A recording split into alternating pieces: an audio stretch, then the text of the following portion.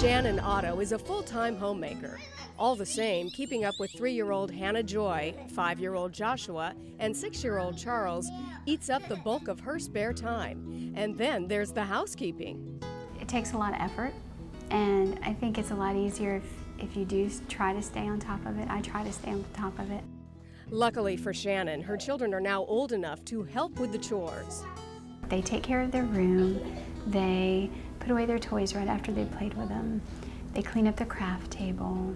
They take out the trash, put away their laundry. Of course, as any pediatrician will tell you, it's important that chores be appropriate to the age of the child. So small children, small chores. Big kids, bigger chores. So with a small child, when you're cleaning house, they could do something that's appropriate for them, like emptying the trash cans. I have to take it out of the trash can. I have to twist it up and put the twisty tie on it, and then I walk to the front door with it, and I open the door and I throw it out, and then I put it by the corner of the grass. And then that's where the trash man picks it up. And remember that no matter how simple the chore, a child will need to be taught how to do it properly. You can't just tell them, because we assume that because we know how to do it, they know how to do it. So you want to show them the first time, and then you don't want to expect perfection. The important thing is to start early and be consistent.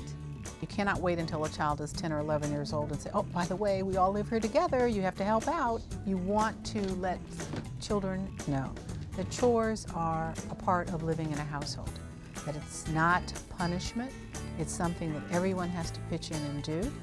In fact, Shannon prefers not to use the word chore, if only because it makes a routine task sound unpleasant. And to her credit, the kids don't really differentiate between their housework and their play.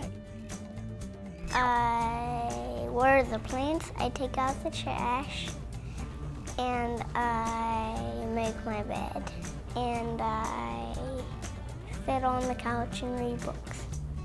And Hannah Joy's favorite chore? I like baking my cookies and eating them.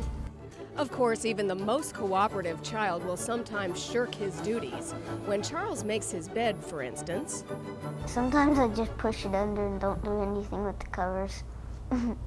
Crafty kids aside, what happens if your child flat out refuses to complete his chores? Tell what the consequence is if it's not done, and then you keep the consequence. You don't nag, you don't plead, and you certainly don't do the chore if the child doesn't do it. Because what that teaches the child is, if I just wait long enough, she'll come and do it herself because she'll get tired of it. Shannon Otto thinks that chores can, in a sense, be their own reward. I think it also teaches them a work ethic, so I think it's really good to teach them young so that they do take pride in what they do and do it to the best of their ability.